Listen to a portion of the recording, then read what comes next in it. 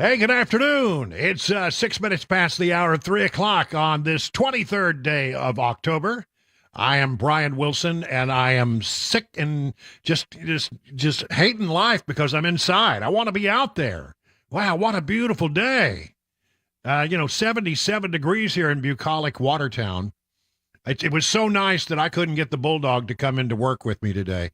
She just wanted to lounge around on the cabana. It's that kind of day, yeah. It is that kind of day. And, I thought about, well, gosh, should I just go over there and join her and do the show over there? But then I decided, nope, I don't want to lug any gear. So basically, that's what it came down to. I hope that you're having a great day, and I hope that you're ready for a lot of news. We got a bunch of it today. I want to start by talking about this ongoing, incredibly frustrating battle among Republicans as they try to figure out who's going to be their Speaker of the House. 3 weeks now, the House of Representatives has been non-functioning, which essentially means that since it's a bicameral institution, for a lot of things, the entire Congress is non-functioning as long as we don't have a Speaker of the House. And just to recap, in case you got lost, and I can understand why, because you need a dance card to keep up with all the players here. We had McCarthy. McCarthy was the speaker, and then he got ousted by the vacate 8. And then you end up with a series of candidates. Steve Scalise, who was number 2, he put his name into consideration, couldn't get 217 votes. So he withdrew. And then Jim Jordan stepped up, and a lot of conservatives really like Jim Jordan, and he's an absolute rock-ribbed conservative, no doubt about that. But then he couldn't get to 217 either, so he withdrew. Or actually, I think the more accurate way to describe that is the conference said, no, don't put yourself up for the third time, because the first vote was like 200, and the second vote was 199, the third vote was 194. He's going in the wrong direction, not toward 217, which is what you got to have. So then they decided to punt and send everybody home over the weekend. And now, I'm not making this up, there are 9 different candidates to become Speaker. And who knows how long it's going to take to work through this. This is a travel day, and it is my understanding that Republicans will meet late this afternoon or early this evening to have a behind-the-closed-doors conference meeting in which they will try to sort out who they're going to bring forward next. You got to have the majority of the conference to be put forward as the speaker designee. I think the thing they should do is just stay in that room and just keep running, votes until they can find somebody that can get to 217, then take it to the floor. But that means that, it's all going to be done behind closed doors, secret ballots. It may take a long time. So who are the 9? I think that I have one favorite in the group, but I'll hold off on that while I go through the entire list. Some of these names are people that you don't likely know. They're not high-profile names in Washington. The first one is Jack Bergman from Michigan. He says, my hat's in the ring, and I feel confident I can win votes where others could not. I have no special interest to serve. I'm only doing this what's best for our nation and to steady the ship for the 118th Congress. Here is the guy that I like. I really like the cut of his jib. I like the way he handles himself. I think he is a great communicator, a really excellent communicator. And I think he might be able to bridge a couple of different disparate parts of the Republican Party, bring them back together. Byron Donalds of Florida, backed by fellow Florida lawmakers Corey Mills and Mario Diaz-Balart. He garnered some support in the speaker election last January, and a lot of people like him. My sole focus will be on securing our border, funding our government responsibly, advancing a conservative vision for the House of Representatives and the American people, and expanding our Republican majority. Tom Emmer, E-M-M-E-R, The Minnesota representative, a close ally of McCarthy, declined to run to replace the ousted speaker, announced his candidacy Saturday. Quote, the American people elected us to deliver on a conservative agenda that secures our border, stops reckless spending, and holds Joe Biden accountable. We cannot afford to fail them. I'm running for speaker to bring back our conference together and to get to work. Kevin Hern of Oklahoma. We just had 2 speaker designees go down. We must unify and do it fast. I've spoken to every member of the conference over the past few weeks. We need a different type of leader who has a proven track record of success, which is why I'm running for speaker. He's been a member of Congress only since 2018. Prior to that, he worked as a businessman owning 24 McDonald's franchise locations. Mike Johnson from Louisiana, first elected in the House in 2016, serves as vice chairman of the House Republican Conference. At this critical juncture, our House Republican majority must provide principled leadership. It's our duty to chart a new path and answer with clarity and conviction who we are and why we are here and what we are fighting for. He is a former radio broadcaster. Didn't know that. Dan Muser. Again, I don't know Dan at all. Completely unfamiliar. He's from Pennsylvania. Served since 2019. He wrote on his social media accounts that should he decide to run, he would be focused on the politics of inclusion. It's time to get back to work and fight for fiscally responsible budget, promote energy dominance, secure our border, protect our national security, weed out corruption, and earn the trust of the American people. Gary Palmer. Again, I don't know Gary Palmer. I'm not familiar with him, but he's an Alabama representative, been there since 2015. Boy, you can linger for a lot of years in the House and really not ever, gain any prominence. Serves as the chairman of the Republican Policy Committee. He said he previously worked as the president of a conservative think tank in Alabama. Austin Scott from Georgia is up next. Served on the House since 2011. Announced his candidacy for Speaker. If we're going to be the majority, we need to act like the majority. Well, I agree with him on that. That means we have to do the right things the right way. I supported and voted for Jim Jordan to be Speaker of the House. Now that he has withdrawn, I'm running again to be Speaker of the House. He was an insurance brokerage firm owner for nearly 20 years. Pete Sessions of the state of Texas. I know a little bit about Pete. Congressman, chaired the House Rules Committee, the National Republican Congressional Committee. Congressman Sessions believes he can forge a positive path with a conservative leader who can unite the conference. His office said in a statement. 9 different candidates. How long will it take to sort out? I mean, splitting the vote 9 ways, how long will it take somebody to get to 217? I mean, that is the real question. There are 221 votes in the caucus. There are 221 Republicans in the House. You must have 217, which means you got to get all but a handful.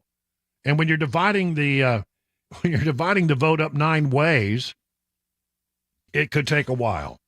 So, I don't think we're in this thing for a day or 2 more.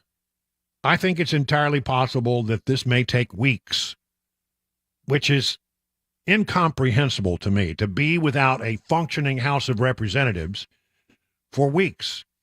The other possibility is that you got Patrick McHenry, who's acting as the Speaker pro tem, and his only role is, he feels strongly about it, is that he is supposed to be in that chair to facilitate the choosing of a speaker, and then he would step aside. Some people have said maybe we could pass some kind of resolution, come up with some language that would give him the ability to act as the acting speaker until this whole thing gets worked out.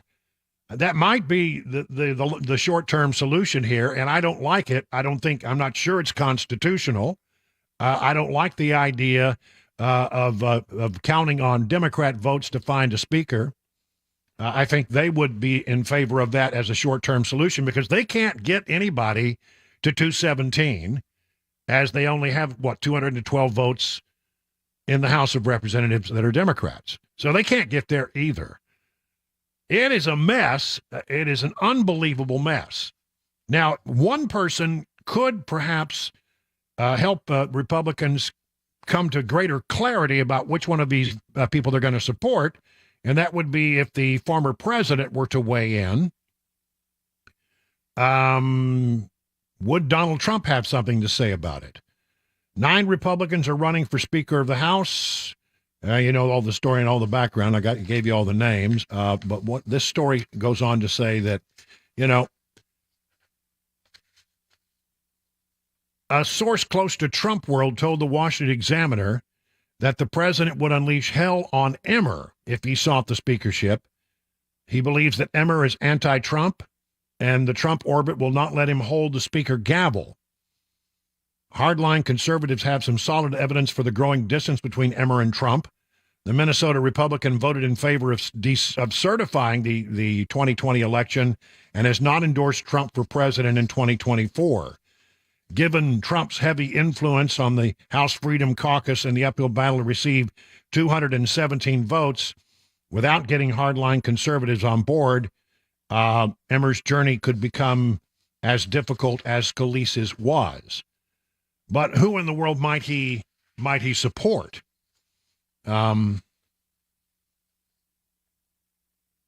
It doesn't sound like it's going to be Emmer.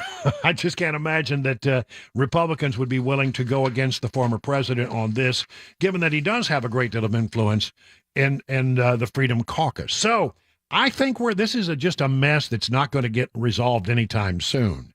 And I think that's a shame because I think it makes the conservatives look chaotic and undisciplined and unwilling. Look, I mean, the differences between people in that conference, probably not, you couldn't fill up a thimble that would separate one of the things that they believe. They generally, they care about, things like small government and I mean, the conservative principles that they adhere to are almost universal. You might find somebody that has a little bit of a different take on this, that, or the other, but in the grand scheme of things, everyone in that conference, largely on the big issues, they all agree. They all agree. So the question is, can they somehow find a way through all this? And I think the real problem is going to continue to be for conservatives. There are some great conservative candidates out there, but you have a handful of moderates, and it doesn't take, remember, just 4 votes is all that any candidate can afford to lose. You can't, if you lose more than 4 votes, you're not going to become speaker. So you have these candidates from moderate districts. While they may be, have a lot of conservative principles, they got to get reelected in a moderate district. And they believe very strongly that, if a truly hardline conservative speaker were to take the gavel, that they would pay for it when it came time for reelection. And remember, ultimately, every member cares about one thing more than anything else, and that's getting reelected. Honestly, it's every man for himself in that regard, and they know that they would have hell to pay if they support certain candidates. And on the other hand, if you found a moderate who could run for it, he's not going to get the votes of the conservatives. So how in the world do you patch all this up? Who is the person who rises from the ashes of what is now the House Republican Conference to patch this thing up and move forward? It could be, honestly, I do believe, weeks. And I think that what they need to do today is come in and do a vote-a-rama. Vote-a-rama behind closed doors. Do it out on the floor. I don't care. I would prefer to see it on the floor than behind closed doors, because then everybody has to be accountable for their votes. One way or the other, I don't see it getting resolved anytime soon. We are going to be without a functional House of Representatives unless something breaks for quite a while. 21 minutes now past the hour of 3 o'clock on Super Talk 99.7.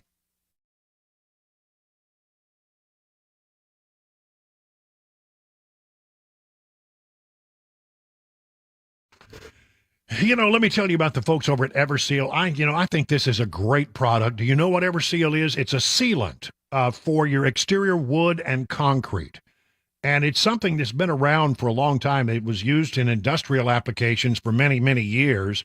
And then the folks at Everseal figured out how to take this permanent solution for sealing your exterior wood and concrete and deliver it at a price that home and business owners could actually afford. The process starts with a deep cleaning.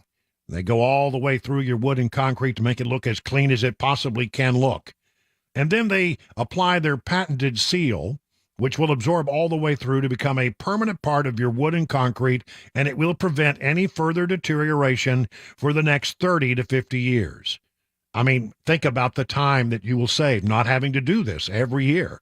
Think about the money you'll save not having to do this every year. I mean, think about it, just enjoying your deck for the next 30 to 50 years without having to think about, oh, I got to take everything off and I got to reseal this thing. No. Do it once and forget it. 844-EVER-USA. That's right. Contact Steve Nelson at 844-EVER-USA. Or if you want to learn more about the process, just go to their website, ever-seal.com.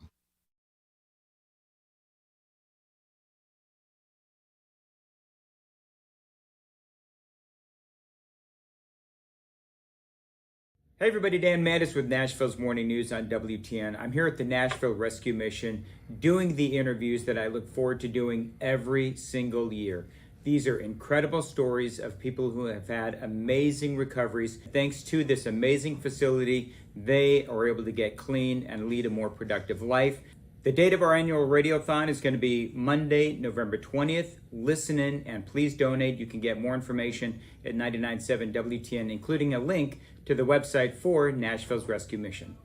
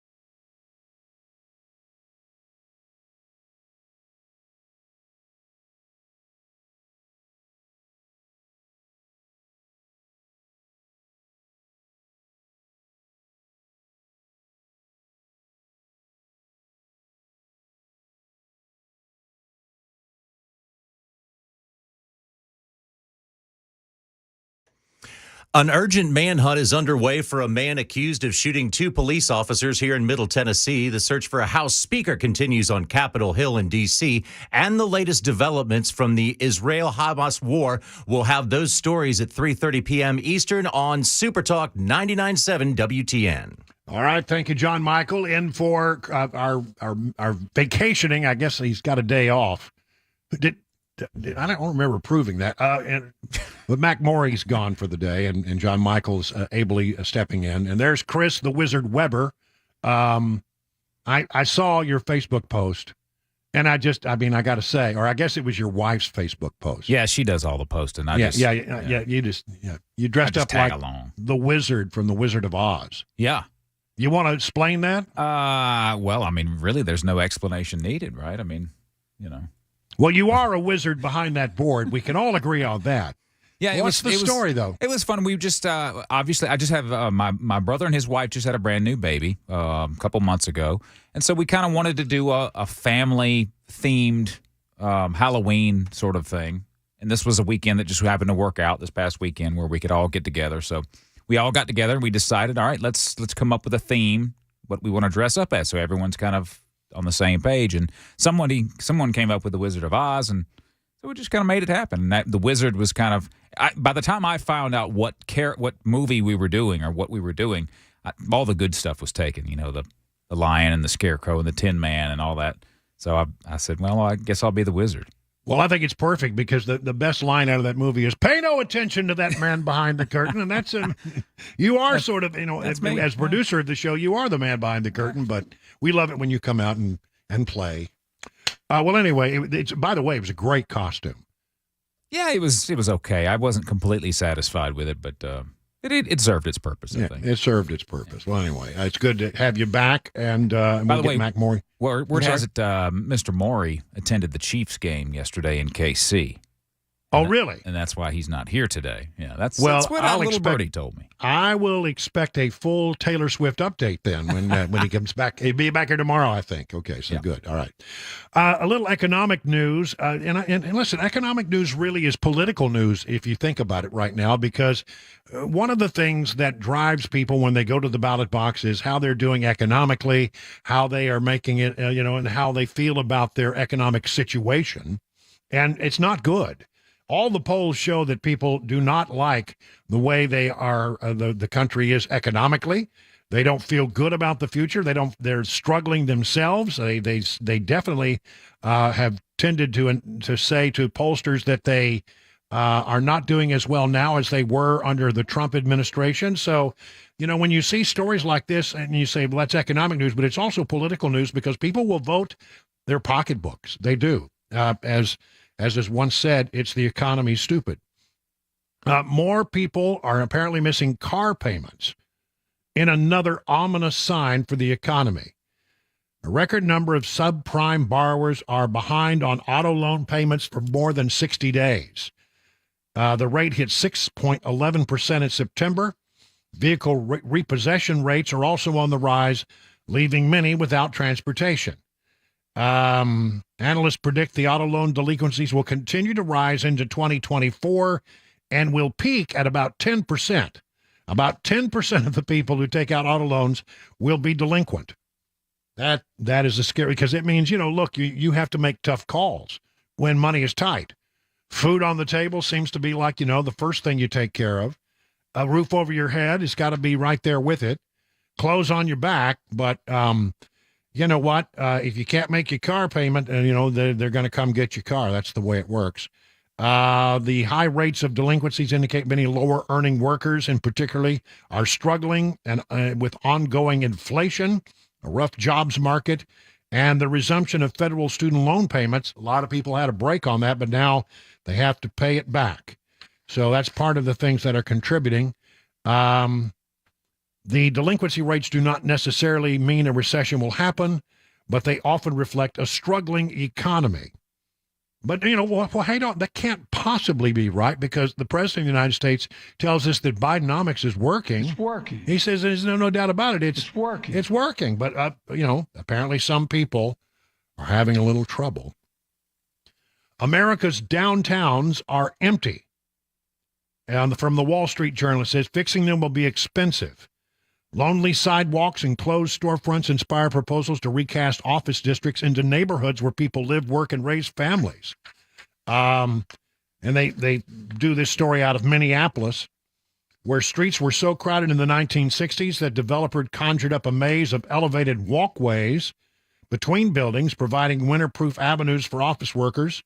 Stores, fast food spots, bakeries, barbershops, all were there. But now, apparently, the problem is that workers, post-pandemic did not come back to the downtown area in the numbers that they thought they could. A lot of people realized that they could work from home and still be efficient, and they decided they weren't going to return to the office. And as a result of that, we were building office space. I think we have this problem in Nashville. I think we've been building office space like crazy, and then a lot of people decided they weren't coming back. It's especially true on Mondays and Fridays. Maybe, you work from home 2 days a week instead of, and then you go in the middle of the week. Well, that means that, for people who have businesses downtown and they count on people coming downtown, having lunch and doing shopping and utilizing, the stores that are down there.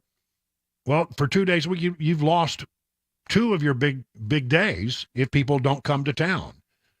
But I think that's what it is, and it is going to be. It requires a lot of thought, and I've heard that in Nashville, some of the places where they were starting to build office buildings, about halfway through the build, they decided, you know what, maybe we need to make this an apartment building or something else, because there just aren't any people out there a lot of people are just staying home.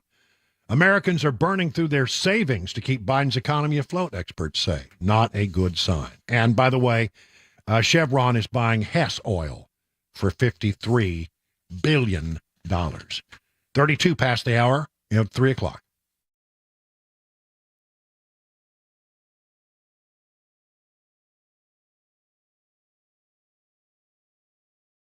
It's 3:30. I'm John Michael with your top stories. Sunny and 70 degrees on Music Road. Traffic and our weekend weather forecast is coming up in a few minutes.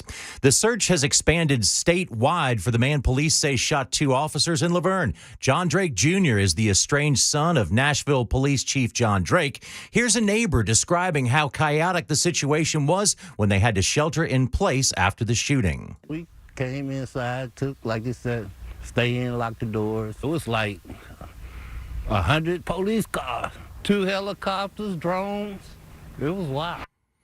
Coming up, we'll have an update on the criminal record of the younger Drake man. The Department of Homeland Security says an Israeli ground invasion into Gaza could spark violence against Americans. ABC's Andy Field has more from Washington. Hamas and its sympathizers continue calling for violence against Jewish targets in the U.S. and abroad. Homeland Security intelligence now monitoring threats to other U.S. installations and citizens overseas with the worry of possible retaliation or copycat attacks. U.S. increasing security at foreign embassies and sharing information with law enforcement here at home to try and spot and prevent domestic attacks.